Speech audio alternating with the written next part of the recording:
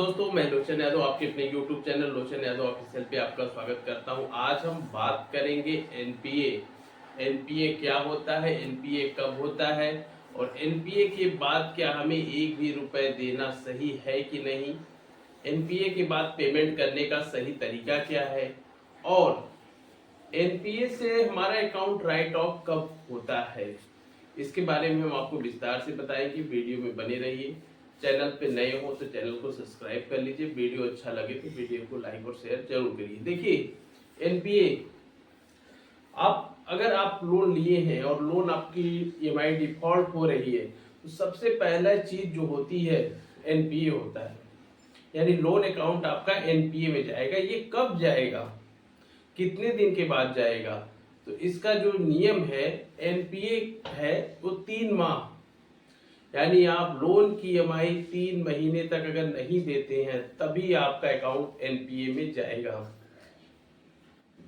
NPA अगर आपने 92 दिन तक लोन की ईएमआई नहीं भरी, यानी 3 महीने तक लोन की ईएमआई नहीं भरी, तो आपका अकाउंट एनपीए में जा सकता है। नॉन परफॉर्मिंग एसेट बैंक उसको एनपीए अकाउंट में डाल देता है। कभी कभी यह 4 महीने, 5 महीने और 6 महीने पर भी बैंक इसको एनपीए में आपका अकाउंट डाल देता है। अब आप लोग परेशान हो जाते हैं कि हमारा अकाउंट तो एनपीए में हो गया। अरे, जब पैसे नहीं है तो आपका अकाउंट तो एनपीए में जाएगा ही। अगर आप पैसे देंगे तो एनपीए में नहीं जाएगा, और नहीं है तो एनपीए में जाएगा। और एनपीए के बाद ही बैंक, एनबीएफसी कोई लीगल एक्शन आपके ऊपर ले सकता है। बिना एनपीए के कोई भी नोटिस, लीगल एक्शन बैंक नहीं लेता है। अब ये तो हो गया एनपीए क्या है, एनपीए कितने दिन पे होता है।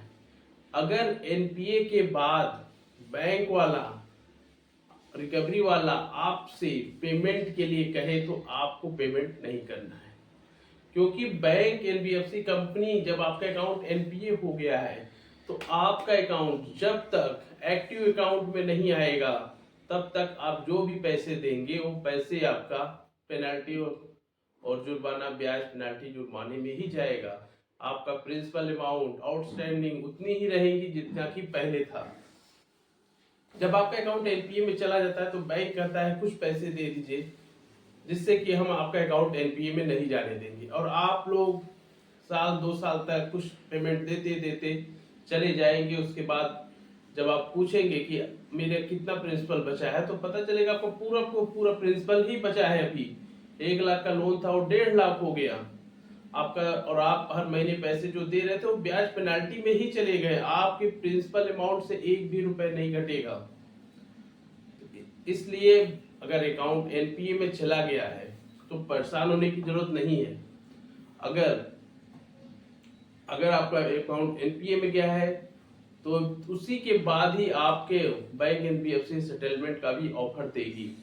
बिना एनपीए के बाद आपके ऊपर कोई लीगल नोटिस नहीं होगा। Recall notice, demand notice, arbitration की नोटिस, उसके बाद सेटलमेंट की प्रक्रिया, ये सारी प्रक्रियाएं आपको एनपीए के बाद ही शुरू होंगी।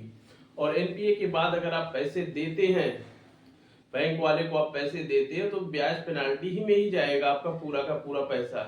एनपीए के बाद बैंक आपको कुछ ये नहीं कहेगा कि आप अपनी ईएमआई पेड करिए। बैंक और रिकवरी वाले कहेंगे कि कुछ पैसे आप जमा कर दीजिए जिससे कि आपका अकाउंट एनपीए में ना जाए, यानी आपका अकाउंट एनपीए में नहीं जाएगा। ऐसी जब बात करें तो अगर आप पैसे देते हैं तो सारे के सारे पैसे आपके ब्याज, पेनाल्टी और जुर्माने में ही जाएंगे। और एनपीए होने के बाद ही कोई भी लीगल नोटिस अगर आती है आपके पास तो बिना एनपीए के नहीं आएगा। सबसे पहले recall notice, demand notice, recall notice, arbitration की नोटिस, ये सारी प्रक्रियाएं एनपीए के बाद ही होंगी। और रिकवरी वाले आपको एनपीए के बाद होम विजिट और फोन करके परेशान करना, ये सारी प्रक्रियाएं शुरू हो जाएगी बैंक की तरफ से। अगर आपके पास पैसे हैं तो आप इनके पैसे दे दीजिए, और अगर पैसे नहीं है तो कोई बात नहीं है। ये तो हो गया एनपीए क्या होता है, एनपीए की कितने दिन के बाद एनपीए अकाउंट में आपका जाता है। और एनपीए अगर आपका हो गया है और आप चाहते हैं कि आपका अकाउंट एक्टिव अकाउंट में हो जाए, तो उसके लिए आपको पूरा पेमेंट करेंगे, तभी आपका अकाउंट पेमेंट, तभी आपका जो एक एनपीए अकाउंट है वो एक्टिव अकाउंट में कन्वर्ट होगा।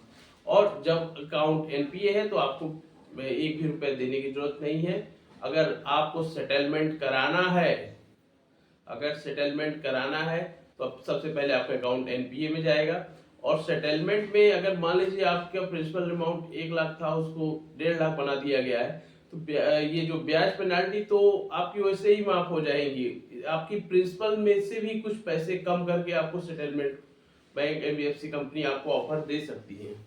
लेकिन आपको एनपीए से परेशान होने की जरूरत नहीं। अगर पैसे नहीं है तो आपका अकाउंट एनपीए में जाएगा ही जाएगा। अगर आप लोन की ईएमआई नहीं भर पा रहे हैं तो आपका अकाउंट एनपीए में जाएगा ही जाएगा। उसके लिए आप लोग इतना ही परेशान मत होइए, क्योंकि आपका अकाउंट एनपीए में गया है तो ये आपके लिए भी सरदर्द है, तो बैंक के लिए भी यह सरदर्द ही है। क्योंकि कोई भी बैंक एनबीएफसी कंपनी नहीं चाहता है कि उसका अकाउंट एनपीए में जाए, उसकी लायबिलिटी बढ़े। क्योंकि एनपीए का मतलब होता है कि अब इस पैसे से बैंक को कोई भी लाभ नहीं है। यानी आपका जो लोन अकाउंट है उससे बैंक को एक भी रुपए नहीं मिल रहा है, बैंक उस पैसे को मृतक मान लिया है। यानी उस पैसे से अब वो कुछ भी नहीं कर पा रहा है, उस पैसे से उसे 1 रुपया का भी लाभ नहीं है, जबकि नुकसान ही है। तो एनपीए अगर आपके लिए सरदर्द है तो एनपीए बैंक के लिए भी सरदर्द है। बैंक अपना क्वार्टरली और ईयरली जब बैलेंस शीट बनाता है, प्रॉफिट लॉस निकालता है, तो उसमें भी वो चाहता है कि एनपीए अकाउंट ना हो। क्योंकि एनपीए होने के बाद उस पैसे से उनको कोई लाभ नहीं होता है, तो उनको बाद में फाइनली सेटलमेंट ही कराना पड़ता है। और सेटलमेंट आपके मूलधन, प्रिंसिपल अकाउंट, आउटस्टैंडिंग से भी कम पे होती है। तो ब्याज पेनाल्टी जो आपकी बढ़ी रहेगी वो तो हट जाएंगी उस सेटलमेंट के समय। इसलिए आपको परेशान होने की जरूरत नहीं है। अकाउंट एनपीए हो गया है, हो जाने दीजिए। जब पैसे नहीं है तो अकाउंट एनपीए होगा ही। लेकिन एनपीए होने के बाद जो पेमेंट करने का सही तरीका है, अगर आप चाहते हैं कि नहीं मैं अपनी सिविल को बचा लूं, मेरा सब कुछ सही रहे, मेरा सिविल न खराब हो, तो आप एनपीए हो गया है अकाउंट, तो उसे एक्टिव अकाउंट में करने के लिए पूरे पेमेंट करके अपने अकाउंट को एक्टिव अकाउंट में कर लीजिए, तब उसके बाद पेमेंट लगातार करिए। लेकिन अगर एनपीए हो गया है, बैंक एनबीएफसी कंपनी कोई भी कर रहा है, 10-5 हजार रुपए दे दो, आपकी ईएमआई चलने लगेगी। तो अगर इसका आपकी अकाउंट में एनपीए नहीं होने देंगे, तो ऐसी स्थिति में वो सब ब्याज पेनाल्टी में ही पैसे जाएंगे। 2 साल बाद अगर आप जाएंगे, पूछेंगे, तो पता चलेगा आपका तो कोई अमाउंट ही नहीं डिडक्ट हुआ है, जो आपने पैसे दिए वो तो ब्याज पेनाल्टी में चले गए हैं। ये तो हो गया एनपीए। एनपीए के बाद ही राइट ऑफ की प्रक्रिया शुरू होती है। अगर अकाउंट एनपीए नहीं है तो कोई भी व्यक्ति, कोई भी बैंक या एनबीएफसी कंपनी आप पे कोई भी लीगल एक्शन नहीं ले सकती है। तो ये तो हो गया एनपीए। जब आपका अकाउंट एनपीए होगा तब आपके पास नोटिसों की भरमार हो जाएगी। Demand notice, recall notice, arbitration की नोटिस। इन नोटिसों के साथ साथ आपके पास रिकवरी एजेंट्स के फोन, रिकवरी एजेंट के होम विजिट, उन रिकवरी एजेंट के हरासमेंट शुरू हो जाएंगे। दिन में 100 कॉल, 200 कॉल, अलग अलग नंबरों से मैसेज, आपके फ्रेंड्स रिलेटिव तक को मैसेज शुरू हो जाएंगे आने। उसके बाद होम विजिट का दौर शुरू होगा। तो ये जो प्रोसेस होता है, ये सारे प्रोसेस एनपीए के बाद ही होते हैं। और ये जो सबसे कठिन इसमें प्रोसेस होता है वो होता है रिकवरी एजेंट को हैंडल करना, रिकवरी एजेंट के कॉल फोन को अटेंड करना, रिकवरी एजेंट के होम विजिट को अटेंड करना। तो इसमें आपको परेशान होने की जरूरत नहीं है। हमने बहुत सारे वीडियो बना भी दिए रिकवरी एजेंट्स के बारे में। अगर आप हमारे सब्सक्राइबर हैं तो उन्हें आपके अधिकार मालूम हो गए होंगे कि क्या है आपके अधिकार और कैसे करने हैं इनसे बात।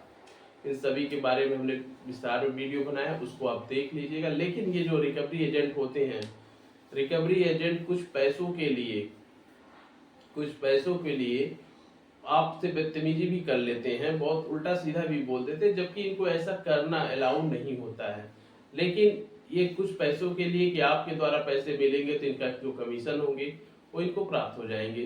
तो अगर ऐसी स्थिति में रिकवरी एजेंट्स आपको फोन करता है, आपको साथ गाली गलौज करता है या बदतमीजी करता है, तो उनकी रिकॉर्डिंग आप तुरंत करिए। अगर फोन पे है तो फोन पे रिकॉर्डिंग कर लीजिए, वो घर पे आया है तो घर पे रिकॉर्डिंग करके आप इसकी कंप्लेंट बैंक को कर सकते हैं।